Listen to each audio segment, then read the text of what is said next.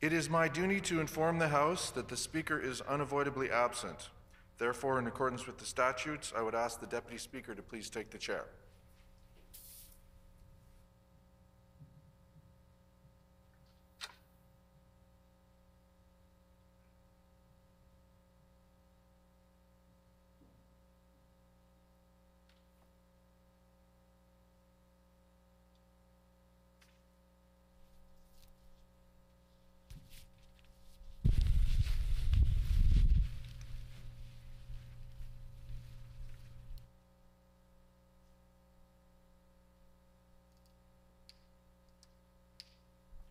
O eternal Almighty God, from whom all power and wisdom come, we are assembled before thee to frame such laws as they may tend to the welfare and prosperity of our province.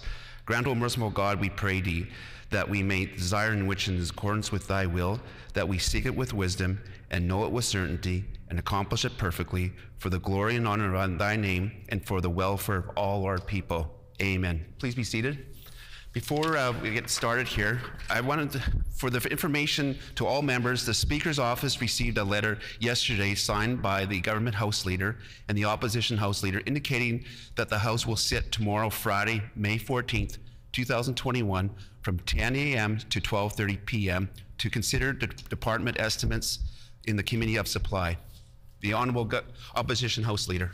Morning, Deputy Speaker. Pursuant to Rule 33(8), I am announcing that the private member's resolution to be considered on the next Thursday of private member's business will be one put forward by the Honourable Member for Point Douglas. The title of the resolution is Immediately Invest in Mental Health and Addictions Crisis in Manitoba. It has been announced by the Honourable Opposition House Leader that, pursuant to Rules 33-8, I am announcing that the private member's resolution be considered for on the next Thursday of private member's business will be one put forward by the Honourable Member for Point Douglas. The title of the resolution is Immediately Invest in the Mental Health and Addictions Crisis in Manitoba. Oh yeah. Orders of the day, private members' business. The Honourable Government House, Opposition House Leader. Miigwech, Deputy Speaker. Would you call Bill 227 for second reading debate this morning? As announced by the, asked by the Opposition House Leader, we're going to go into Bill number 227, the Residential Tenancy Amendment Act. The Honourable Member for St. James.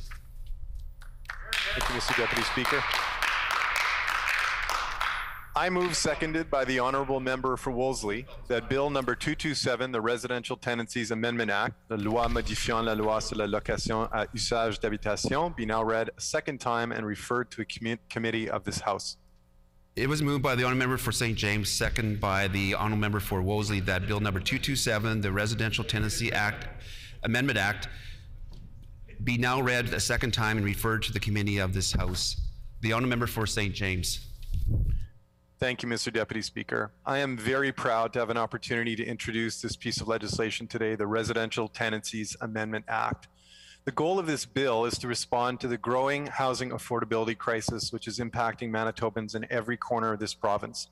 And it aims to do this by amending our existing RTB legislation in a manner that will significantly lessen the impact of above guideline rent increases on Manitobans, while ensuring that property owners are still given every incentive to invest in their properties for the benefit of all. Early during my first year as an MLA, I learned about many apartment buildings across West Winnipeg that had experienced government-approved above guideline rent increases of 15% or more. The reason we learned about these rent increases is because constituents were coming to our office to share that they didn't understand how it was possible that their rent could possibly go up 15% or higher in 1 year. The experience of listening to these constituents and learning about what these rent increases meant to them and how it was going to lead to some very tough choices for them and their families really stuck with me. For some of them who are on fixed incomes, a 15% rent increase, which translated into a $125 or $150 increase in monthly expenses, was simply unaffordable. It was literally impossible for them to cover these additional costs. And that meant that they were either going to be forced to move out and find cheaper accommodations, which is challenging in this current market, or they were going to be forced to make some very hard choices about reducing their food intake or the medicines they needed to buy. When we dug into the validity of these huge increases, I was shocked to learn that every single one had either been approved by the Residential Tenancies Board or was in the process of being approved by the RTB. In one instance, I was even more shocked to learn that tenants at 2075 Portage Avenue, which is in my own community, were being required to pay a 17% rent increase before it was even approved by the RTB. To learn more about the extent of the problem across the province, we submitted a FIPA, and what we learned shocked me. Out of 310 applications for AGIs which had gone into government in 2019, a total of 310 of these applications had been approved. To repeat, every single above guideline increase application submitted to the RTB was approved in some shape or form that year. If you're a property owner in Manitoba, this makes for a pretty attractive proposition, as it seems pretty much guaranteed that if you put in for an above guideline increase, you're going to get an above guideline increase. In that 1 year, a total of 20,440 rental units in Manitoba were affected by above guideline increases. And of these 20,440 units, approximately 2,700 units had seen rent increases of 20% or more, with many units seeing increases that were significantly higher. In essence, our current RTB legislation is facilitating massive government-sanctioned rent increases for thousands of rental units across the province at a time when increasing numbers of Manitobans are facing an affordability crisis in this province. Mr. Deputy Speaker, it is crystal clear that our current RTB legislation is failing to balance the interests of regular Manitobans and those of property owners, and that it is permitting property owners to too quickly download the cost of investing in their properties onto the backs of Manitoban renters. This isn't a partisan statement, and I hope it's something that resonates with my colleagues on the other side of the aisle. Everyone in this House has a connection to a senior or a low-income relative or friend living in a rental unit somewhere in this province, and as it stands, they're at serious risk of being subjected to a massive increase in their living costs, of potentially being forced to leave their apartment, and all because we as legislators have allowed this RTB legislation to stand as written. It is in desperate need of amendments to protect renters, to tip the scales back to ensure that the interests of both property owners and renters are properly balanced. And so, with the goal of improving RTB legislation, we analyzed shortcomings in the current Manitoban RTB legislation. We consulted with some highly informed stakeholders here in Manitoba, and we looked at a number of other jurisdictions to determine how they were working to protect their citizens from out-of-control, above-guideline increases. In doing this, we identified some of the ways that RTB legislation could be drastically improved to protect renters and to protect affordability in Manitoba. First of all, our current RTB legislation requires the RTB to consider a laundry list of operating and capital expenses when calculating the amount granted for an AGI. Some examples of allowable operating expenses include the cost of advertising to acquire tenants, the cost of tools, and bank service charges. The list of currently allowable capital expenses which can be included in the calculation of an AGI is also extensive. And as a result, property owners are incentivized to submit expenses relating to work that is fundamentally cosmetic in nature or routine and ordinary as part of maintaining an asset. This is in major contrast to other provinces like Ontario, where property owners are much more restricted in terms of expenses that can be submitted. What's clear is that our current legislation creates an environment where property owners have every incentive to submit for an above guideline increase as often as possible, as our current RTB legislation allows them to make significant increases in rent for things which are in no way extraordinary and which should simply be considered part of the cost of doing business. Manitoban renters shouldn't be footing the bill for a property owner to do the basic things required to maintain a building. And so in response to this issue, our bill proposes to amend RTB legislation to significantly limit the types of expenditures which can be considered by RTB when a property owner makes a submission for AGI. Unless there's an extraordinary increase in taxation costs on a building or in utility costs or an extraordinary capital expenditure, an application for an AGI would no longer be considered. This is the approach taken in provinces like Ontario, and I would argue that these changes are reasonable and that making these changes would drastically reduce the scope of our above guideline increase problem here in Manitoba. A second key issue which we heard about from renters and others is that our current RTB legislation allows property owners to charge an AGI prior to it being approved by the RTB director. In my own community, this has resulted in families receiving a notice of an above guideline increase and actually having to pay the increased cost before the increase is even approved by the RTB. In these situations, tenants are promised that additional funds will be returned to them if the increase isn't approved, but it is totally ludicrous that renters should be forced to shoulder any costs prior to an above guideline increase actually being approved by the RTB. Consider this for a moment. We are currently forcing renters, many of whom are seniors or low-income families, to carry these costs on behalf of a property owner, sometimes for months at a time. This shouldn't be happening in any way, shape, or form, and other Canadian provinces have prevented this by clearly stating that a rent increase cannot be charged to a renter until it is actually approved by the RTB. Our amendments would help to solve this problem. A third concern which we identified was the use of rent discounts by property owners as a means of luring tenants into renewing their leases after an above guideline increase. In these situations, the renter is told that an AGI is being applied to their rent when they renew their lease, but that they'll receive a discount of some degree which will offset the cost of the AGI. This creates a false sense of security for tenants who sign their new lease with a much higher rent, thinking that the rent discount also needs to remain in place for the duration of the lease. But in reality, our current RTB legislation allows property owners to remove the rent discount with only 3 months' notice, meaning renters can be put in precarious situations without little warning. Our amendment proposes to fix this issue to protect renters by preventing landlords from removing a rent discount in the same year an AGI has been granted. A final key issue identified is that in those cases where a large AGI is needed, our current RTB legislation does not permit the director of RTB to direct that the increase be spread out over a longer period of time to mitigate the impacts of that rent increase on tenants. In BC, for example, they've granted this power to the RTB, and this has helped to reduce the sticker shock associated with some of the more extreme increases. And looking at some of the increases granted in Manitoba in 2019, some were 50% and higher. No tenant should be expected to pay this level of increase in 1 year, and our proposed amendments would allow the RTB to reduce the financial impact of a particularly large increase by spreading it over a period of years as determined by the director. This gives the property owner an opportunity to recover costs associated with an extraordinary investment, but it also ensures that renters aren't shouldering the burden of these additional costs in a short time frame. Mr. Deputy Speaker, the proposed amendments outlined are reasonable, they're targeted, and they ensure that landlords can continue to have every incentive to invest in their properties. AGIs are a massive problem in our province, and they're a silent driver of our housing affordability crisis. This is an issue that affects regular people in every corner of Manitoba, and if it continues to go unmanaged, rental housing costs in Manitoba will continue to skyrocket. Not only will this continue to threaten the housing security of thousands of lower-income Manitobans in the middle of a pandemic, but it also threatens our economy. Allowing the cost of rental housing in Manitoba to endlessly inflate is incredibly unproductive, as it sends ever-increasing amounts of money to landlords instead of our local economies. This bill and its proposed amendments are a huge opportunity to take control of our affordability problem here in Manitoba.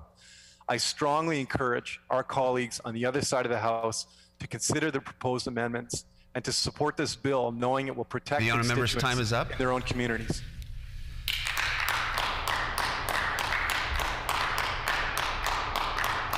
A question period up to 10 minutes will be held, and questions may be addressed in the following sequence. The first question may be addressed to a member from another party. Any subsequent questions must follow a rotation between parties. Each independent member may ask one question, and no questions or answers shall exceed 45 seconds. The honourable member for Riding Mountain. Well, thank you, Mr. Deputy Speaker. The member for St. James has told the House this morning he spoke to several tenants when drafting this legislation. Did the member also talk to any landlords for their point of view on this legislation? And if not, why? The honourable member for St. James. Well, I thank the member for the question. Frankly, at this point, we have not engaged with landlords, but it's pretty clear where the issue lies, and the issue lies on the side of renters. We know that the changes that we're proposing have been implemented in other Canadian provinces. We know that they're fair, and we know that they're in the best interests of protecting affordability of life in this province. The honourable member for Wolseley. Thank you, Mr. Deputy Speaker. Could the member for St. James tell me what sort of expenditures could be eligible for a landlord to have an above guideline increase approved under this bill? The honourable member for St. James. I appreciate the question from my colleague. In order for an AGI to be approved under this bill, there would have to be an extraordinary increase in municipal taxes, an extraordinary increase in utility charges, or the landlord would have to have incurred an eligible capital expense. And those capital expenditures that we've included in this bill are extraordinary capital expenditures. So it would significantly limit the types of expenditures that could be included when applying for an AGI. And I would expect that that would significantly reduce the number of AGIs that are approved in our province. The honourable member for St. Boniface. Thank you, Mr. Deputy Speaker. Just for some clarity, I mean, I know that I understand that before the PCs were elected, several thousand exemptions were routinely granted to landlords under the Residential Tenancies Act. Was it not the case that this was also a problem prior to the PCs coming to office? The honourable member for St. James.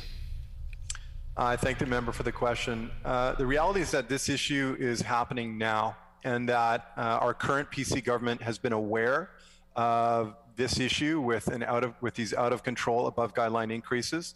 We raised this issue a year ago, and we flagged the concern with 20,440 units receiving above guideline increases in 2019, and they still have failed to act. And so we're asking now that this government take action in response to this problem, because this is a massive issue for renters across the province, especially given the financial challenges people are facing during this pandemic. The honourable member for McPhillips.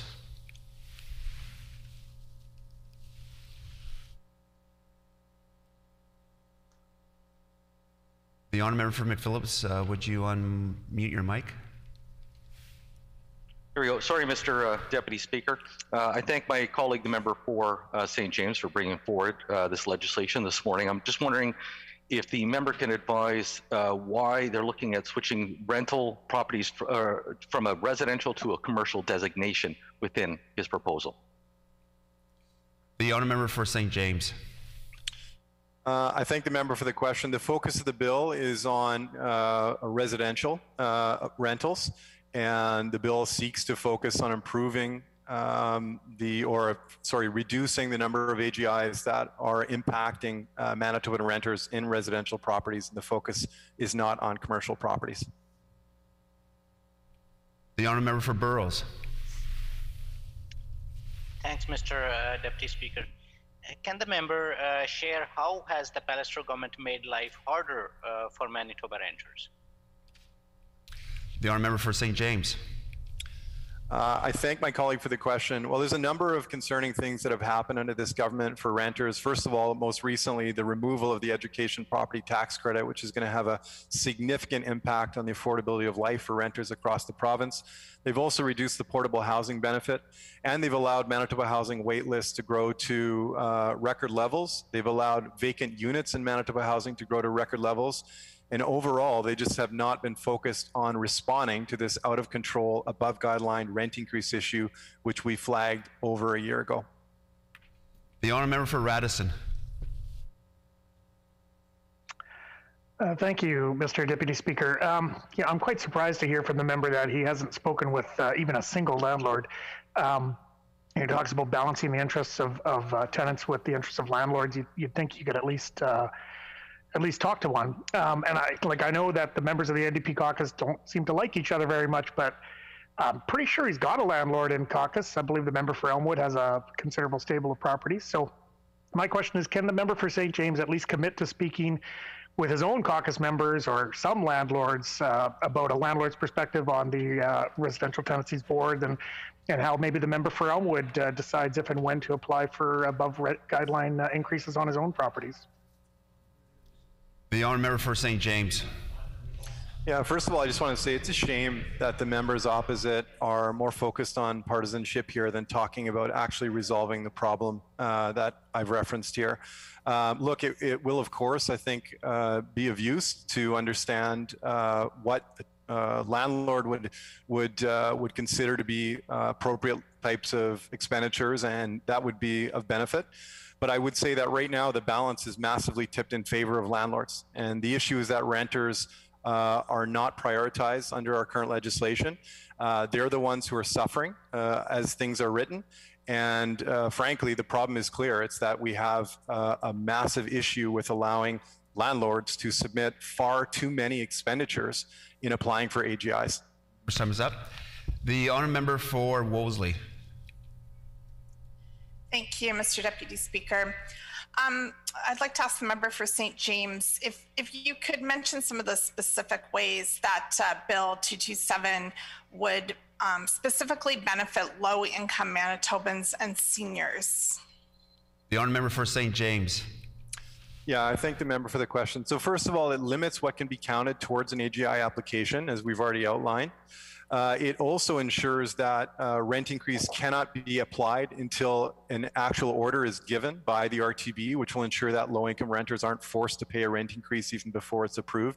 And really importantly, in the event where an AGI is required, because there's expenditures that have been submitted that are allowable and that should go forward, it allows the RTB to spread that rent increase over a longer period of time, protecting lower income renters, protecting seniors, and ensuring that at least to some degree the impacts of those rent increases are mitigated. The honourable member for Rossmere. Oh, the honourable member for Waverley. Thank you, Mr. Deputy Speaker. Why did the members' party filibuster and vote against a bill which would have brought a rent freeze for Manitobans for the next 2 years? The honourable member for St. James. Well, I appreciate the question from the member opposite. The reality is that again we're distracting from the bill at hand here. There's more partisanship and more avoiding the topic at hand. We're bringing forward a real solution that this government should honestly consider as a means of controlling our affordability problem that they're creating in this province. So instead of focusing on partisanship here, it would be wonderful to see them actually open up to the amendments that have been put forward and to actually consider how this would make life better for constituents in their own communities. The honourable member for Riding Mountain.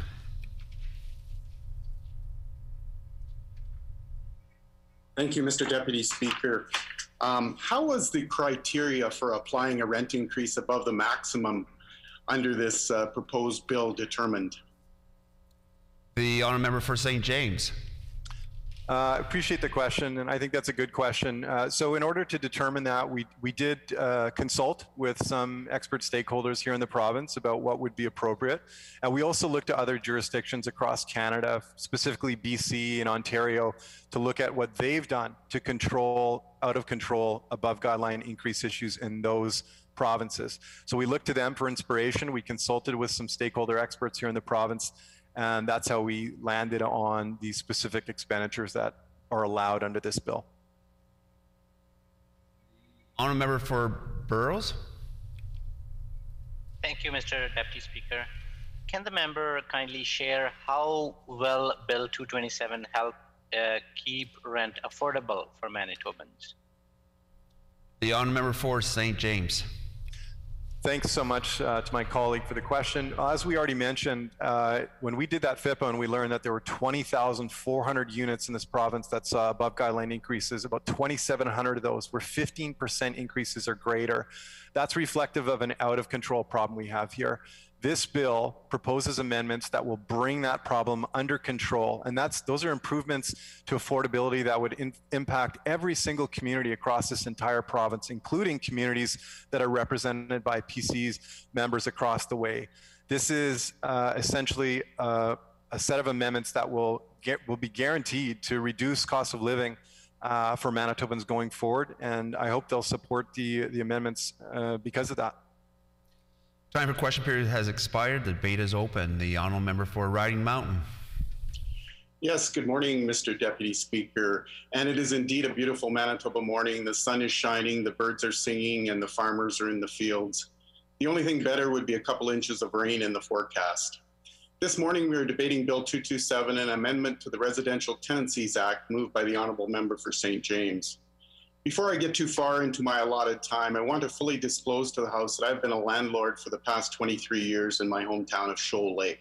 I own a commercial building with 2 rental suites. I've been lucky to have had many great tenants over the years with whom I've had very good relationships. I'm proud to say that not once did I make an application for an above the guideline rent increase to the residential tenancies branch. I'm also proud to say that none of my tenants ever had cause to complain to the RTB either. I believe Bill 227 is politically motivated and does absolutely nothing to change above guideline applications by landlords. However, this bill would have a chilling effect on the rental supply in Manitoba, taking away options for renters and reducing competition amongst landlords. The clause in this bill saying that landlords would be prevented from removing or reducing rent discounts for 1 year after an application for a larger rent increase is made, and from applying for a larger rent increase within 1 year after removing or reducing a rent discount is not well thought out. This clause creates a disincentive for landlords to offer new discounts to renters while also discouraging new investment in units with existing discounts.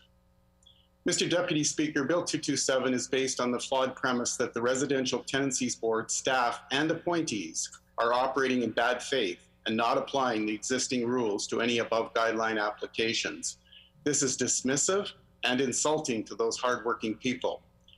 Our government recognizes the immense challenges that the COVID-19 pandemic has had on everyone, including renters in this province. This is why we took steps to protect renters, such as freezing rent increases for the next 2 years through Bill 71, which finally passed second reading last week after many days of filibustering by the NDP in their ideological opposition to giving tax relief to Manitobans. When Bill 71 did finally come to a second reading vote, every member of the NDP voted against Bill 71, which gives Manitobans a tax break during a pandemic and freezes rent increases. It's truly ironic that the member for St. James would introduce Bill 227 today, saying it will protect renters from increases when they fought against Bill 71, which did exactly that. We all know the NDP is a party of higher taxes, and their members support those increases faithfully. This is similar to when the NDP was focused on delaying the 2020 budget last March, right at the beginning of the COVID-19 pandemic. In the middle of the third wave of the pandemic here in Manitoba, they again delayed legislation to get critical funds out to Manitobans through a tax break, and now have introduced Bill 227, trying to cover up this fact and pretending that they are on the side of renters. Our government has taken the steps to bring benefits to renters during this difficult time. It is a shame the NDP continues to oppose support to Manitobans due to their ideological beliefs. I have a couple of gems here from the member for Fort Garry, who somehow managed to become the finance critic for the opposition. This quote by the member comes directly from Hansard during the debate on Bill 71. He said, "Commercial buildings only get 10%, so there's no way somebody can classify a 300-unit apartment building as residential and not a commercial operation. And by doing that, that is a huge gift to corporate landlords." On April 21st, the member for Fort Garry called it obscene that apartment blocks are taxed as residential properties and not commercial. What the NDP's finance critic chooses to overlook or fails to understand is the implication of a 20% tax increase on landlords and how that would play into rental rates that would have to be charged to tenants to cover additional costs. In the member for Fort Garry's defense, it's been almost 2 years since he was a member of the Residential Tenancies Board. He clearly misses that power to make lives tougher for Manitobans and has instead started advocating against the phasing out of education tax on properties. The member for Fort Garry has plenty of expertise in making life tougher for the residents of his own city.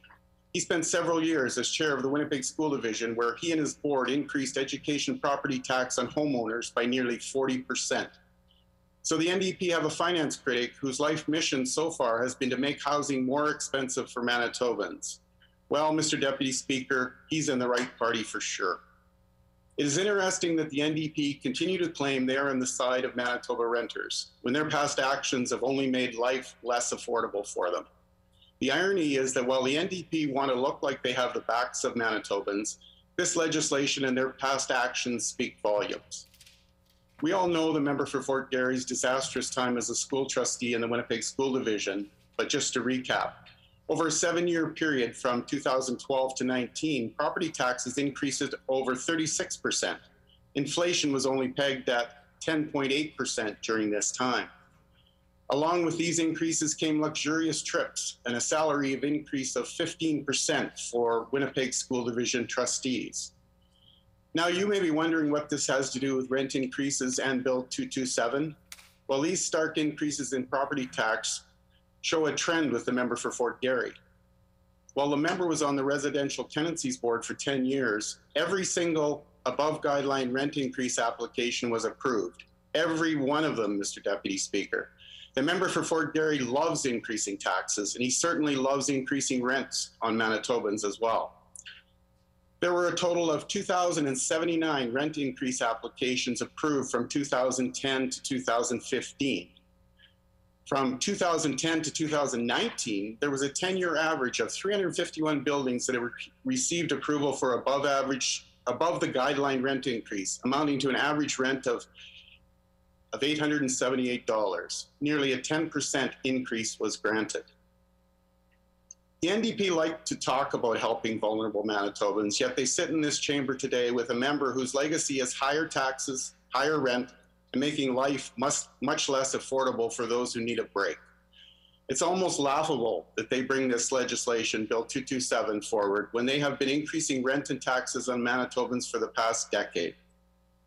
As well, the NDP had plenty of time in their 17 years in government to make any changes they wanted to residential tenancy legislation.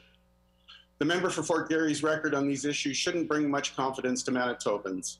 In contrast, our government has been working hard to protect Manitobans through this incredibly difficult time, and we will continue to do so. Bill 71 will bring much needed relief by eliminating education property taxes and bringing in a rent freeze for the next 2 years. Where the members across the way want to increase the rents of Manitobans, we know that our citizens deserve a break. It's unfortunate that the members opposite played partisan games and let their ideology get in the way of swift passage of Bill 71. However, we will continue to push for tax relief for Manitobans. While the NDP and their finance critic, the member for Fort Garry, are focused on raising taxes and making life less affordable for Manitobans, our party has been focused on supporting Manitobans through the following programs. We are providing $22 million in rent assist for many low-income Manitobans, bringing the total program to $54 million, quadrupling what the previous NDP government ever spent. We are partnering with the Manitoba Nonprofit Housing Association to deliver a new $5.6 million rent bank program that will support stable housing for low to moderate income families. This is an interest-free loan to help vulnerable Manitobans in a time of immense need. This will provide interest-free loans to tenants who are behind in their rent or need to move to housing that is more suitable. We will also be providing $12 million in grant funding to 10 municipalities throughout the province to address affordable housing needs. Finally, we put forward legislation to freeze rent increases for the next 2 years. Unfortunately, the NDP chose to do their best to deny Manitobans this relief. They finally caved in when they knew they were on the wrong side of this issue. Well, Mr. Deputy Speaker, they are on the wrong side of the issue with Bill 227 as well.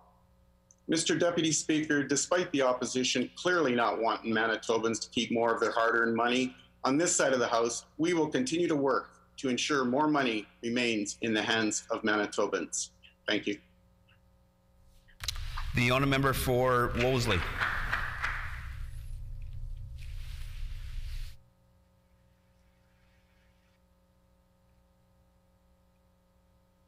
Oh, the honourable member for Wolseley, your mic is muted. Thank you, Mr. Deputy Speaker. My apologies.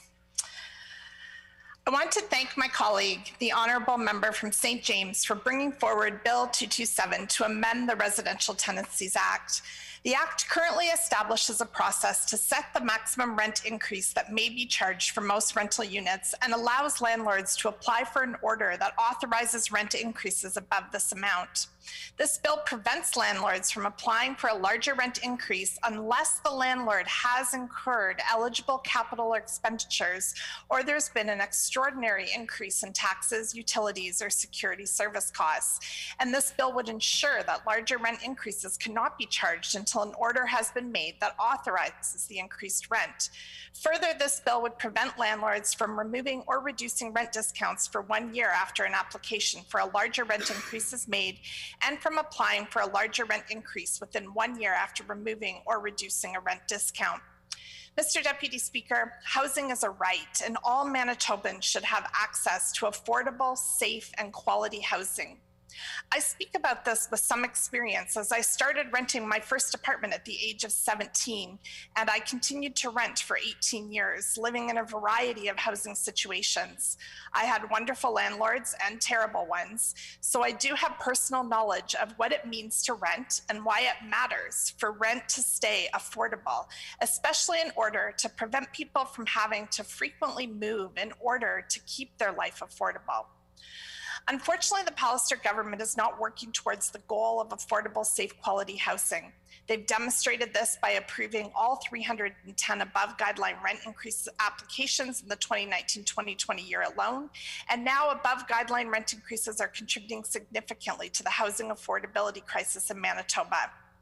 Manitobans who are renting are generally the same people who've been hit the hardest by the pandemic: women, seniors, Black, Indigenous, people of color, young people, people with disabilities, and low-income Manitobans. The government has even stated that generally all above guideline increases are approved. This is indicative of a broken system that doesn't give renters a fair chance to fight rising rent costs.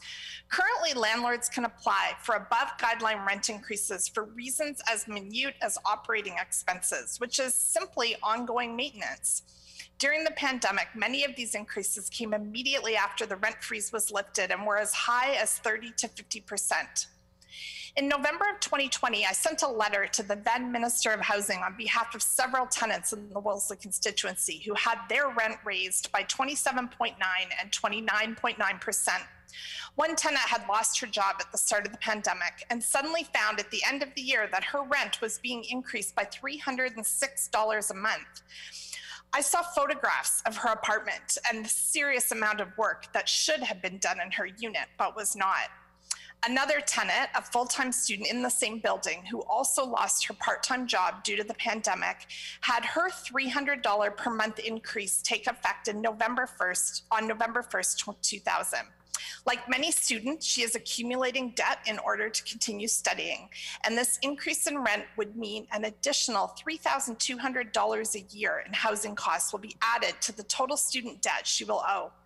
Many students are in similar situations, and this will force students into even more debt than they are currently incurring. Ultimately, both of these young women were forced to move, even though they were happily settled into their community prior to these ridiculous rent increases. Housing stability positively affects the economy as well as the health, safety, and well-being of Manitobans. Rent increases of this nature have meant families have to move, which affects the stability of their children's schooling as well. I'm not sure if all members in this House can conceive of how dramatic a $3,200 annual rent increase is, especially when it doesn't accompany any unit renovations or upgrades. I was struck by that number when looking at today's news, and I thought about how the premier of our province, someone with an income at least 6 to 8 times more than the tenants I mentioned, worked so hard to avoid paying $4,000 in property taxes on a Costa Rican vacation home. Property taxes that were, by the way, earmarked to help build affordable housing in Costa Rica. Oh, the irony of that, Mr. Speaker. But I digress. We aren't talking about premiers or other community leaders with multiple properties, big incomes, investments, and generous pension plans. We are talking about renters, many of whom are low income or on a fixed income, meaning that any increase in rent is hard for them to deal with, not to mention increases as exorbitantly high as 30 to 50%. Many Manitobans have lost their jobs during the pandemic and simply can't afford an increase in rent. Higher housing costs and less support mean families and seniors living below the poverty line will have to make difficult decisions between housing, food, and medication. Between rent increases, hydro increases, and more, this government is making life less affordable for Manitobans. And now this government has pledged to freeze rents for 2 years.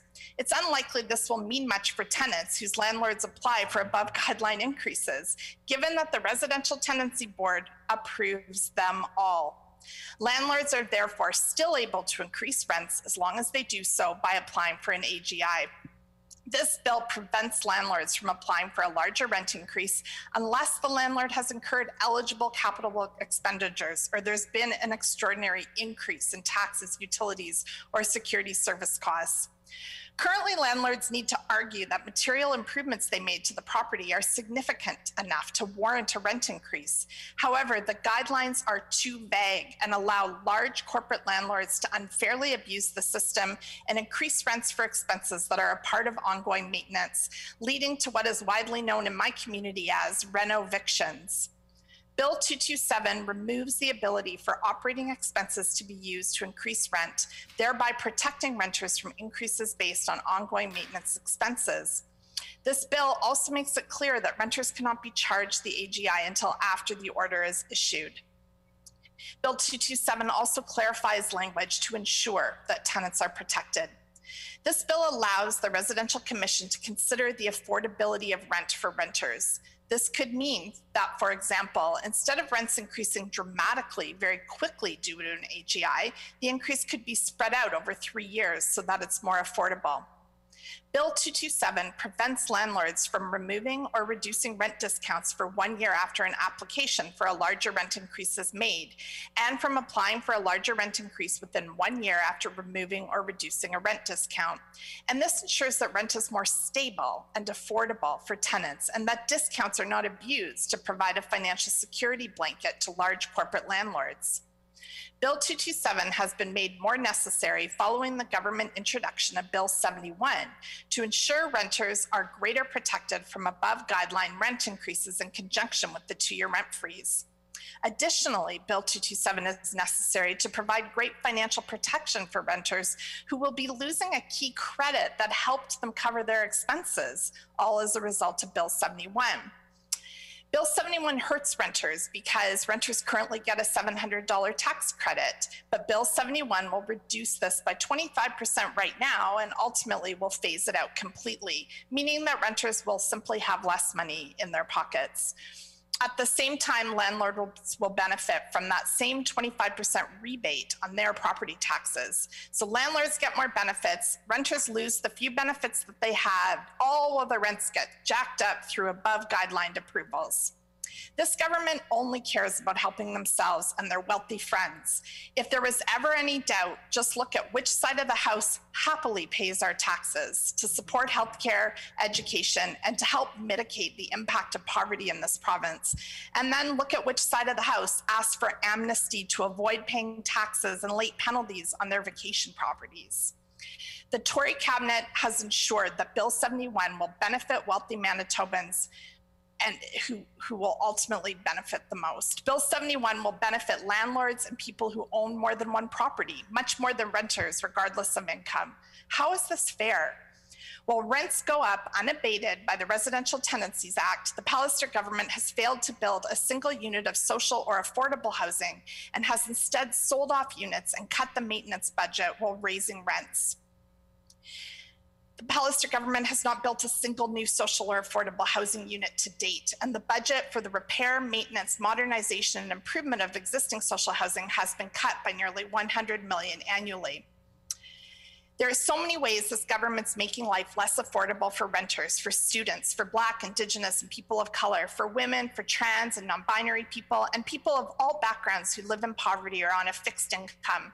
Bill 227 would go a long way to mitigate some of the damage and protect renters from unfair and impossible rent increases, and help to keep renters in their homes and to help them become established community members in their neighborhoods. Thank you, Mr. Speaker. The honourable member for McPhillips.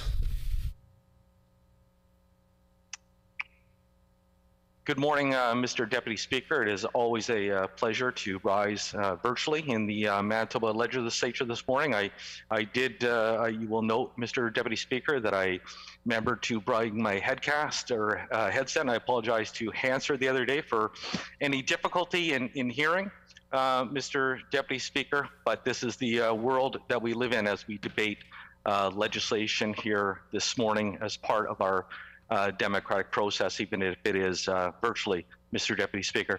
So, Mr. Deputy Speaker, it is with great interest that I listened to the member for St. James comments and his analysis about the legislation that is being brought forward for consideration this morning, Mr. Deputy Speaker.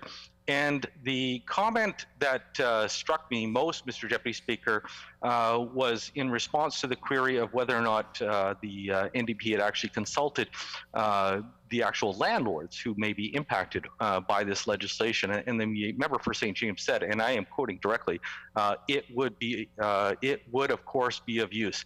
So, Mr. Deputy Speaker, here you have the NDP member bringing in literally a half-baked piece of legislation. It's akin to the member for the member bringing or baking a cake but forgetting the eggs, Mr. Deputy Speaker, because he's forgetting literally half the ingredients when it comes to this legislation, Mr. Deputy Speaker. But you know what, Mr. Deputy Speaker, half-baked legislation is something you get used to with the NDP and members opposite. So you're bringing forward a piece of legislation, Mr. Deputy Speaker, that is designed to take a look and help us do an analysis of Manitoba's rent regulation program and the impact it has on the rental housing market, which is something that this member has failed to do when he has done his comparison, his cross-jurisdictional comparison of the analysis on the impact of rent guidelines and the trajectory of open, available, affordable rental units here in the province of Manitoba, Mr. Speaker.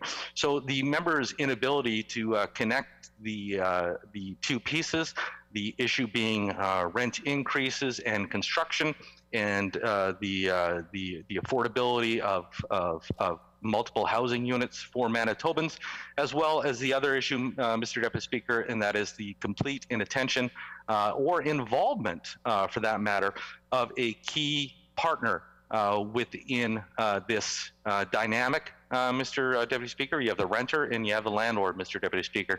But again, the member opposite and the NDP are willing to ignore half the equation, Mr. Deputy Speaker, which on a side note may explain why our students did so poorly under the NDP if this is how they do most of their math equations, Mr. Deputy Speaker. What's also interesting, Mr. Deputy Speaker, when it comes to this legislation is when we talk about rental increases, Mr. Deputy Speaker, when we talk about increasing the guidelines of which it is applicable, I think it is worth remembering, because granted, not all members will have been in the House for a considerable amount of time, Mr. Deputy Speaker, but I do hope that all of us remember the, for lack of a better word, the antics of the NDP when they were in office. So for those who don't recall, they may remember back in 2005, Mr. Deputy Speaker, the NDP actually saw a situation here in Manitoba where there was almost no new construction of apartment buildings. It was a significant issue. It was a significant issue for our post-secondary students who needed housing in order to participate in their post-secondary education.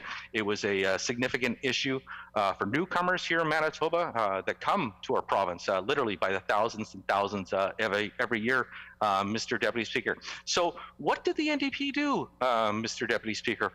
Well, Mr. Deputy Speaker, they literally exempted all new properties after 2005 from any rent guidelines, Mr. Deputy Speaker. So today we have the member for St. James arguing that we need to put exemptions and we need to put limits on landlords' ability to increase rents, Mr. Deputy Speaker, without ever mentioning or acknowledging that his own government brought in legislation that literally exempted all properties, Mr. Deputy Speaker, from that rental increase, Mr. Deputy Speaker. As well, Mr. Deputy Speaker, the NDP in 2005 also brought in another amendment that exempted all properties over a certain amount in terms of monthly rental costs from similar rent increases, Mr. Deputy Speaker. So, Mr. Deputy Speaker, one has to wonder whether or not the member opposite has really done their homework when it comes to this legislation, Mr. Deputy Speaker.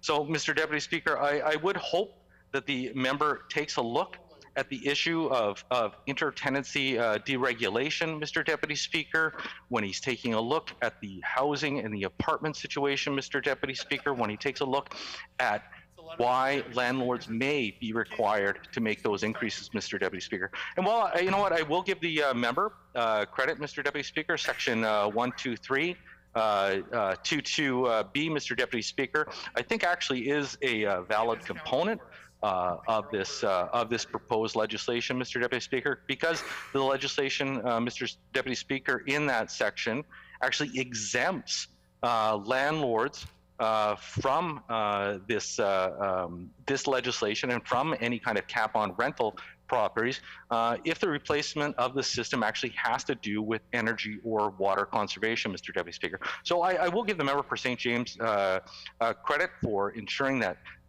incentivizing component is included in the legislation, because I think all of us as legislators, as individuals, Mr. Deputy Speaker, here sharing the same planet, Mr. Deputy Speaker, I think we're all in this together, Mr. Deputy Speaker. So incentivizing residential property owners, Mr. Deputy Speaker, to take steps to reduce their energy use, Mr. Deputy Speaker, to reduce their water use, Mr. Deputy Speaker, I think is something that is well considered, Mr. Deputy Speaker. So on that note, I do sincerely appreciate the members' inclusion of that component within this proposed legislation, Mr. Deputy Speaker.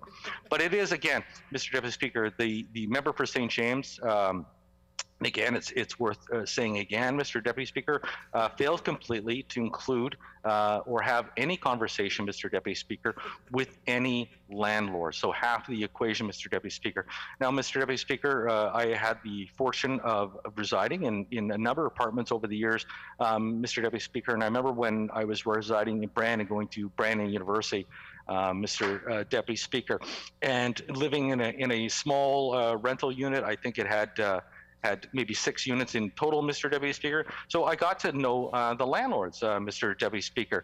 And in this instance, Mr. Deputy Speaker, it was an older couple. Mr. Deputy Speaker, Bill was his name, and Eva, Mr. Deputy Speaker. Originally, they had emigrated here from Hungary, Mr. Deputy Speaker, in the 1950s. And they had literally come here, Mr. Deputy Speaker, with next to nothing in their pockets, Mr. Deputy Speaker. And yet, through hard work and perseverance, they made an effort to live the Canadian dream, Mr. Deputy Speaker, and they were able to buy this property, Mr. Deputy Speaker. And this property was literally, it was their income property, Mr. Deputy Speaker. They would attend this property on a daily basis. They would check on the tenants. They would make sure that that everything was up and working, Mr. Deputy Speaker. And at times, yes, Mr. Deputy Speaker, there were increases above the guideline, Mr. Deputy Speaker.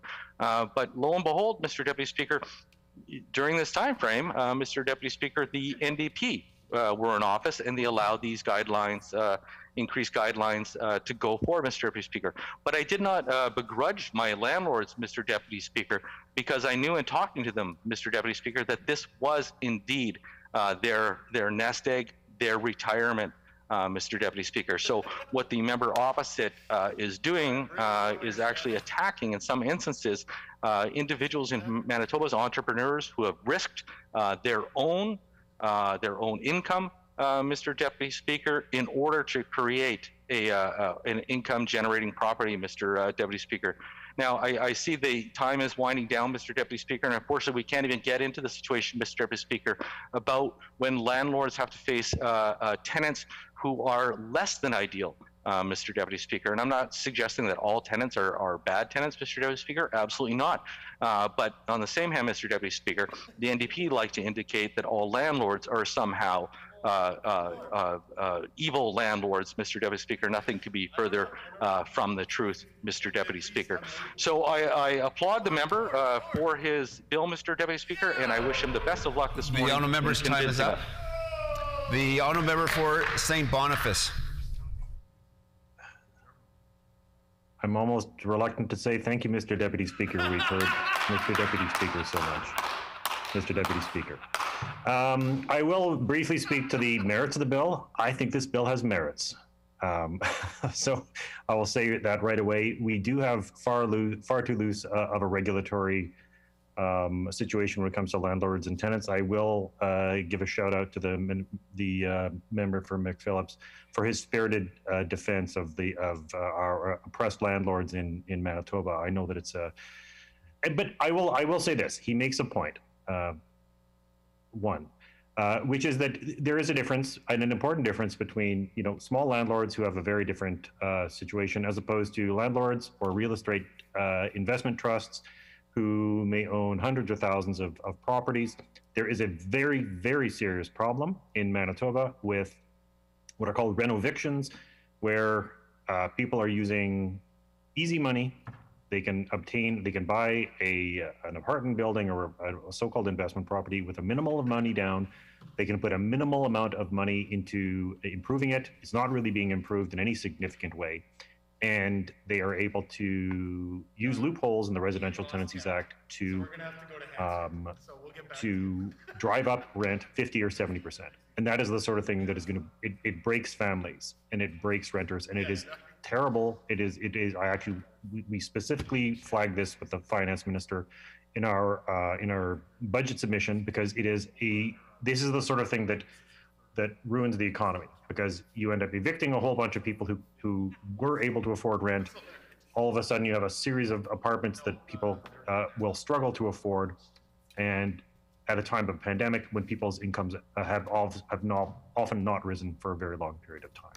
This is something that happened under the PCs and the NDP. The fact that it happened under the PCs and the NDP doesn't matter and when it comes to the merits of this bill. This bill does deserve a very serious consideration, because we have a very serious problem that is going to, ultimately it's not good for anyone. It's not good for landlords or renters when renters can't pay their rent and landlords can't pay their mortgages. You end up with an unbroken wave of a risk of default. So I will cede the rest of my time. Thank you very much. We will support this bill. The honourable member for Concordia. The honourable member for Radisson. Thank you, Mr. Deputy Speaker. I know I don't have much time, but I thank the absent-minded professor for giving me at least a few seconds. The NDP election strategy has three pillars. The first is fear and division. Second, fear and division, and you guessed it, fear and division also coming up at third. If those don't work, they always do seem to be up for a little smear and derision, though. They like to pit renters against landlords. They like to pit employees against employers, workers against management. And this bill's more of the same from the NDP. They like to smear the work of the members of the Residential Tenancies Board, presumably including the member for Fort Garry. They like to deride the efforts of landlords to improve housing stock. Now, as it happens, I do know quite a few landlords. For the most part, I wouldn't call them wealthy. They're typically hardworking, fair-minded young families who are hoping to use their starter home as a source of extra income. Or they buy rundown, decrepit housing stock, perhaps currently owned by the member for Elmwood, and then they invest tens of thousands of their own dollars of their own money, taking these dumps and turning them into beautiful modern homes that they can either sell or continue renting. So what's the message the NDP wants to give to these people? Oh, don't do that. Don't invest in Manitoba. Well, I'm here to tell Manitobans not to be afraid, not to give in to the NDP's constant attempts to divide them against each other. No, they need to know that we're stronger when we all stick together, and we're all better off with the NDP stuck in opposition. When this matters before the House, the honourable member for Radisson will have 9 minutes remaining. I am concluding the private member's bill business, and we're going on to private resolution business. The resolution of today is in the honourable member for Kiiwetinoong, inclusions of land acknowledgement in the Manitoba Legislative Assembly. The honourable member for Kiiwetinoong. Thank you, Mr. Deputy Speaker. I move, second by the honourable member for St. John's, Therefore, be it resolved that the Legislative Assembly of Manitoba be urged to begin each day in the chamber with a land acknowledgement designed in collaboration with Indigenous leadership, in addition to the opening prayer. It has been moved by the honourable member for Keewatin, second by the honourable member for St. John's, that therefore be resolved that the Legislative Assembly of Manitoba be urged to begin each day in the chamber with the acknowledgement designed to collaborations with Indigenous leadership, in addition with the opening prayer. The honourable member for Keewatin. Thank you, Mr. Deputy Speaker. Before I begin, I would like to acknowledge that we are in the Treaty 1 territory, home of the Ojibwe, Cree, Oji Cree, Dene, Inuit, and homeland of the Métis Nation. I myself, Mr. Deputy Speaker, I come from Treaty 5, and yesterday I offered tobacco on Mother Earth on the shores of Lake Winnipeg, my Treaty 5 territory, to ask for clarity and support for today and be able to bring this resolution forward with the best interests of heart and the best interests of Indigenous people. Mr. Deputy Speaker, reconciliation. Reconciliation seems to be the word of the day used by the governments, not just here in Manitoba, but across the country. And it's something that needs to be held with the utmost respect and be able to be done in a clear and concise way. And I believe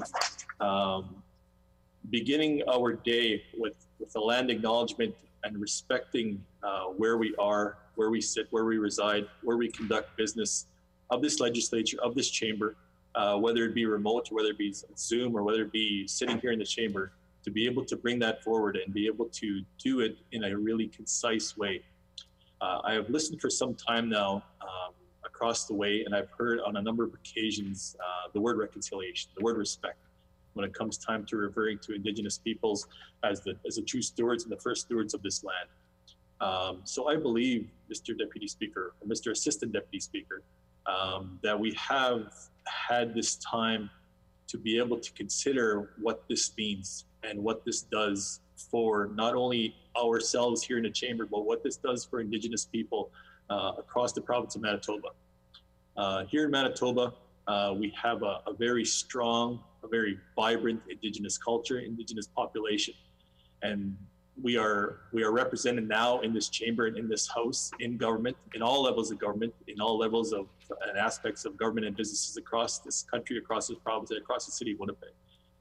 So I believe that being able to and bringing this this resolution forward is just, and it is, if we can put it in its most simplistic terms, it is the right thing to do. It is the right thing to do on the path to reconciliation with Indigenous peoples. If you've had the opportunity, Mr. Deputy Speaker, to be able to go and see and hear various land acknowledgements, wherever you may be, and it's become commonplace not only here in the city of Winnipeg, but across all territories and all treaty territories.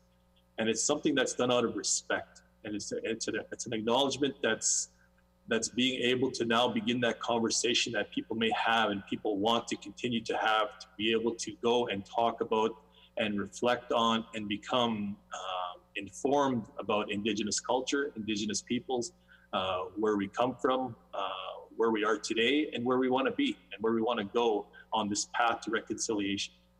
And I feel that there are certain aspects of this legislature that are left behind. We had talked just yesterday about Manitoba Day, and Manitoba Day being May the 12th, and even with the anniversary of Manitoba being 150 years, anniversary legislature being 100 years, but we're still adhering to 150-year-old or 100-year-old traditions. So I think in the spirit of reconciliation and the spirit of the true representation of our province and even of our legislature, even of our members here in this chamber, we need to bring an up-to-date version of exactly what it means to begin our day, to begin our daily proceedings. Yesterday, the Deputy Speaker had referred to the mace and what the mace brings to the tradition.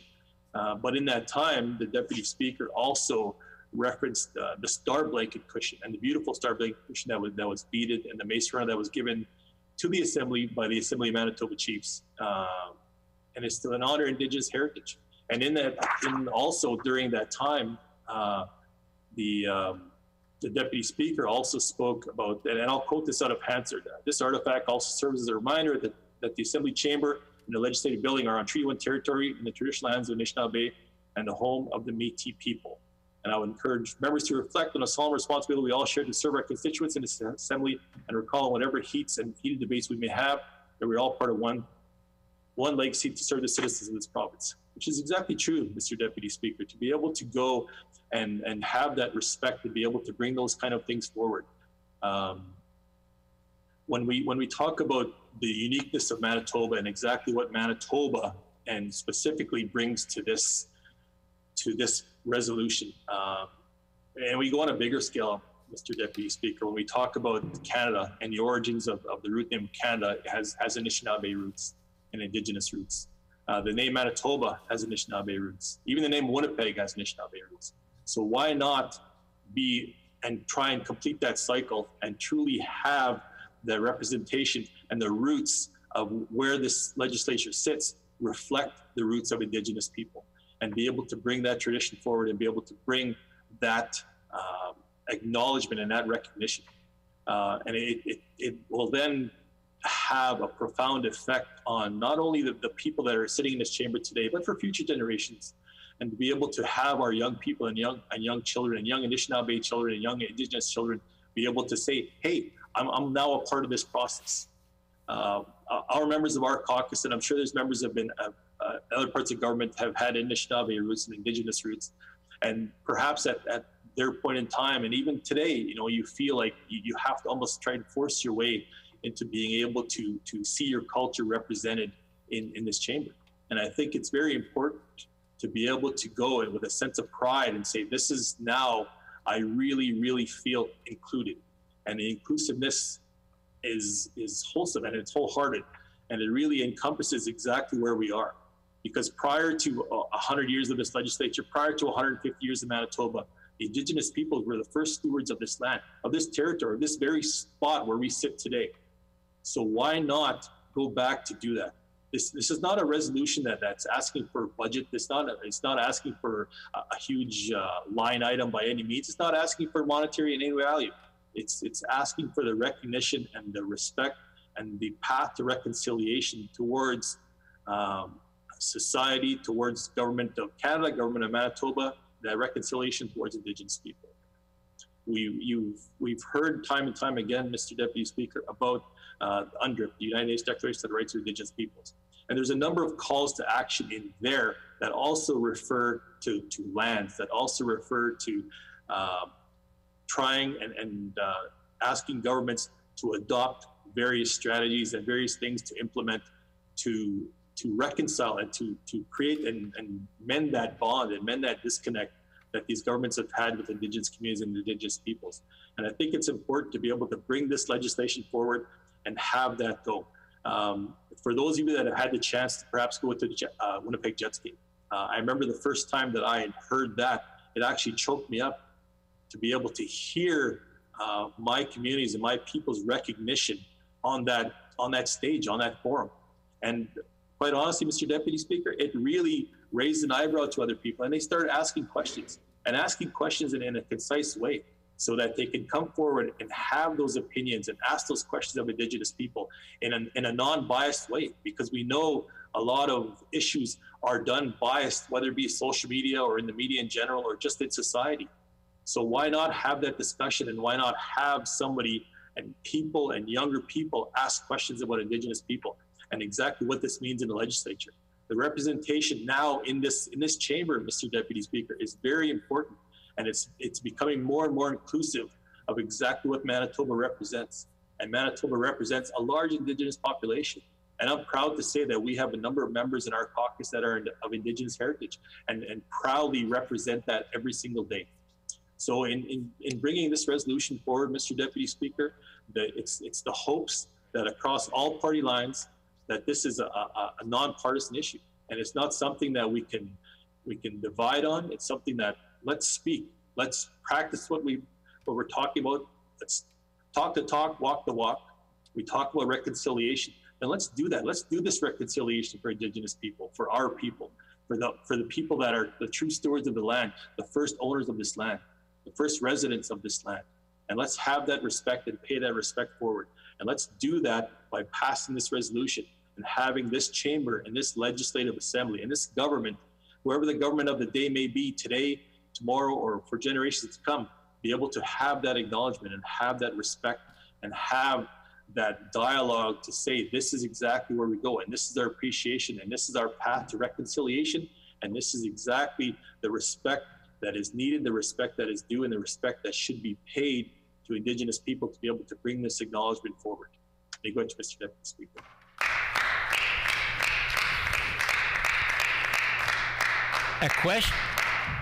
A question period of up to 10 minutes will be held, and questions may be addressed in the following sequence. The first question may be asked by a member from another party. Any subsequent questions must follow a rotation between parties. Each independent member may ask one question, and no question or answer shall exceed 45 seconds. The member for Selkirk. Well, thank you, Mr. Acting Deputy Speaker. I was wondering if the member can advise of other ways to advance reconciliation with Indigenous and First Nations peoples, in addition to land acknowledgement. The member for Kiiwetinoong. Thank you, Mr. Deputy Speaker, and I thank the member from Selkirk for the question. And I think the land acknowledgement is a way, and it's a step. And it may be a small token, but it is a step in the right direction. So I believe in being able to reconcile and have those discussions. It's to include Indigenous communities in the discussions where land, where language, where their inherent rights are being talked about or discussed or affected. So I think it's important to be able to have that dialogue open-ended between communities. The member for St. John's. Acting Deputy Speaker. I just want to first and foremost begin by saying miigwech to our colleague, the member for Kiiwetinoong, for bringing forward this very important resolution. It's an honor to work with him and to sit in this chamber with him, and I lift him up today. Could the member share with the House how the land acknowledgement would help Manitoba see this space as situated on Treaty 1 territory? The member for Kiiwetinoong. I thank the member for that question. To be able to bring this acknowledgement forward, I think, and in this space and in where we are in particular, the Treaty 1 territory and the homeland of the Métis Nation and Oji Cree and Cree, is to be able to bring that forward and have a sense of pride as to the first stewards of the land. And this is where we are. This is where we come from. And this is, I don't want to see our territory, because our people have inherently shared and with what we have, shared our knowledge, shared our lands. In good conscience and good spirit. So I think being able to do this pays that respect back to our communities. The member for Tyndall Park. Thank you, Mr. Acting Deputy Speaker, and I really want to thank the member for bringing forward this resolution and for your wonderful introduction to it. We're very happy to be able to support the resolution. And just thinking about the process of this, I was wondering if the member had the opportunity to ask their House Leader to call for a meeting of the Rules Committee to discuss this. And ultimately, I'm very grateful for the way it was in fact introduced, because it's sparking more conversation on it. Just curious about the process. The member for Kiiwetinoong. Thank you, Mr. Deputy Speaker. I thank the member for the question and the comments. In regards to our caucus and our caucus discussion, I know even prior to myself being as an MLA for Kiiwetinoong, those discussions have happened time and time again within our caucus, and including our Honorable House Leader and member from Fort Rouge, being able from day one to have this as an issue that's first and foremost on his agenda. And it's something that's collaborative, we work together with. And again, people sometimes ask the question, why now? How does it start? And to me, this is the start. This is the dialogue that has happened over the years, and now we're taking it forward and being able to bring this resolution to the table. The member for St. John's. Miigwech, Acting Deputy Speaker. I'd like the member to kind of maybe elaborate on that this is the beginning stages of a discussion that actually has been occurring across the country for obviously the last couple of years, certainly. But maybe in that elaboration as well, the member could also share whether or not he knows if there are any legislatures across the country that also are doing land acknowledgements. The member for Kiiwetinoong. Thank you, Mr. Deputy Speaker, and I thank my colleague for the question. In regards to land acknowledgements, it's almost something that you've heard of over the last number of years. And whether it's something that's formally adopted in other jurisdictions, other territories, is something that I'm totally not unsure on in terms of a formal piece of legislation. But I know those acknowledgements exist. They exist within governments. They exist within departments. They exist within meetings, and they exist within corporations. And it's something that's very strong. And in Manitoba specifically, because we have such a strong and vibrant Indigenous community, it's important to be able to bring this forward and be able to do this and look at ourselves as leads, and let's take that lead and have other jurisdictions come along board and be able to say this is exactly what the member's time has expired. The member for Dawson Trail. Are there any groups that the member consulted with that were opposed or may have brought up any concerns that the House should be aware of? The member for Kiiwetinoong. Thank you, Mr. Deputy Speaker, and I thank my colleague for the question. In regards to opposition to this, I have not spoken to one person that's opposed to exactly what this legislation attempts to do and what this resolution wants to do, to be able to bring forward in this acknowledgement of the treaty lands and Indigenous communities. I have not spoken to one person that has spoken against it. Everybody I've spoken to has spoken in favor of it, and they all say that it's long needed and is long outstanding and overdue.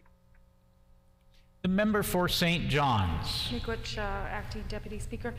Could the member share, and again, just to follow up on his last answer, share with the House folks that he has spoken to, and maybe share some of the discussions on how they see this as important to the Manitoba Legislature, but also more importantly to Indigenous peoples as a whole. The member for Kiiwetinoong.